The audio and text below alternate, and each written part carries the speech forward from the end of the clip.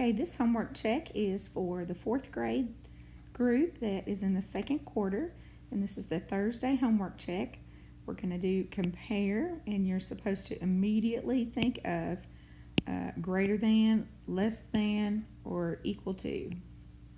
So here we see that the millions place is the same, so we'll move on to the hundred thousands place. And there we see the difference. So 8,309,127 is less than 8,409,127. Now let's look at the next one. Millions place is the same. Hundred thousands is the same. 10,000s is the same. Thousands is the same. Hundreds is the same. It's the tens place that makes the difference this time. So 6,277,173 is greater than 6,277,169. Okay, now let's move on to our reading problem. A factory shipped 23,476 bracelets to North America. 4,987 bracelets broke while being shipped. How many bracelets were left? So we started out with 23,476, and some were broken. So we're going to take away the ones that were broken. Okay, 6 ones take away 7 ones. Can't do it. We've got to do some borrowing here. Now 16 minus 7 is 9. Now we have 6 minus 8. Can't do that either. So let's do some more borrowing. 16 minus 8 is 8. Now 3 minus 9, can't do that. We continue to borrow one step at a time.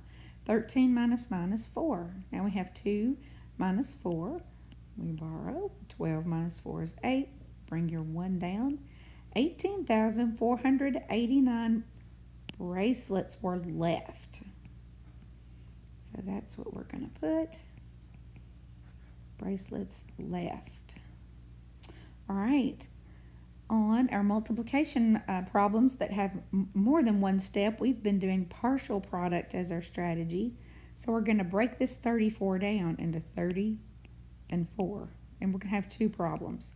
489 times 30. We're going to let that 0 hang off. 489 times 4. I'm going to do this one first. Bring that 0 straight down. Then you pretend like it's not even there. 3 times 9 is 27. 3 times 8 is 24. Plus 2 is 26. And 3 times 4 is 12. Plus 2 is 14. Now let's do the other problem. 4 times 9 is 36. 4 times 8 is 32. Plus 3, 35. 4 times 4 is 16. Plus 3 is 19.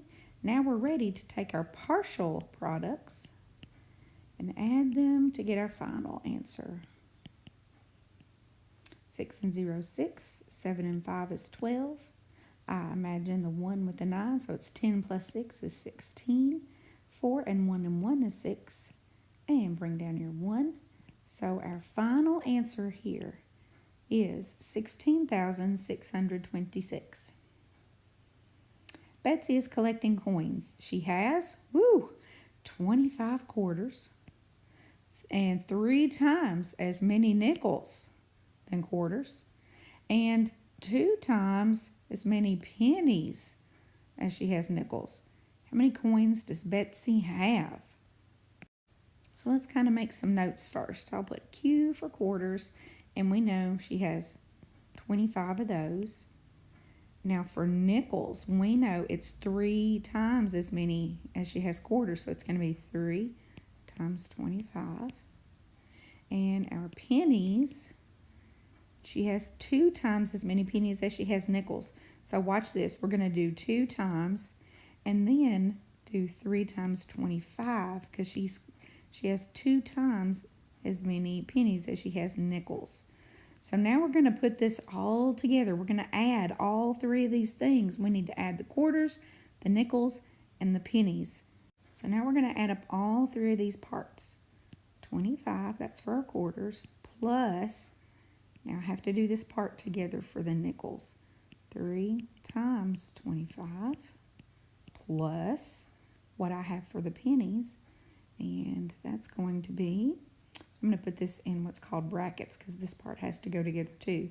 2 times 3 times 25. All right, so we know 25 for sure. That's the quarters. Now 3 times 25, think of having 3 quarters. That's what we're thinking of. This is going to tell us how many nickels.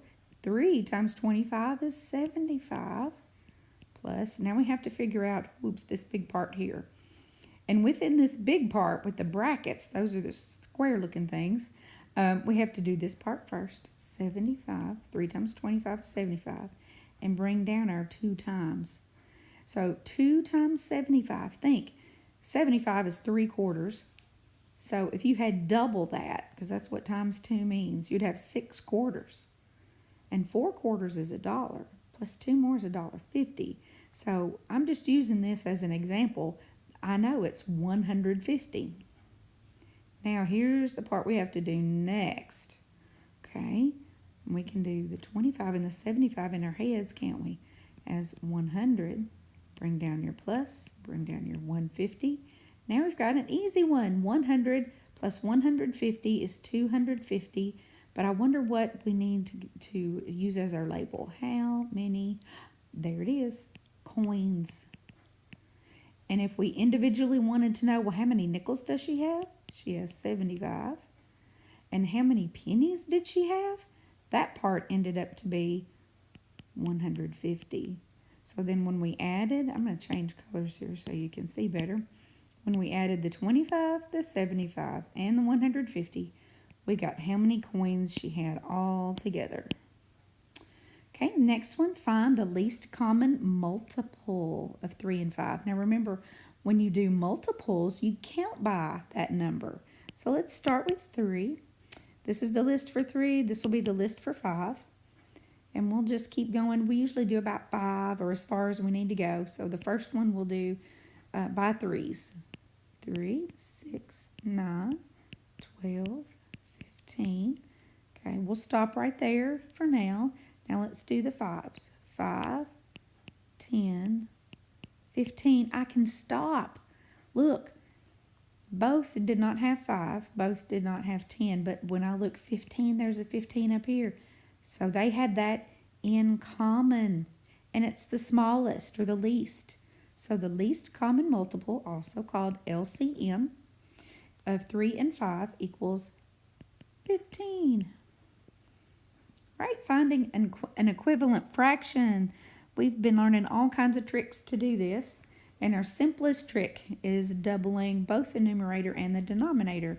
That means we're going to times 2 to the numerator and the denominator. And as long as we do the same thing to both, we are going to create an equivalent fraction. So double 2 is 4, double 7 is 14. So 4/14 is an equivalent fraction to 2/7. Now think about this. Double 1 is, and double 10 is, and there you have it. 1/10 is equivalent to 2/20.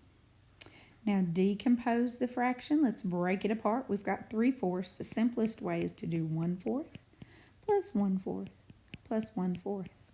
Remember, the fourths are just the size of the pieces. So we could say 3 pieces equals 1 piece plus 1 piece plus 1 piece.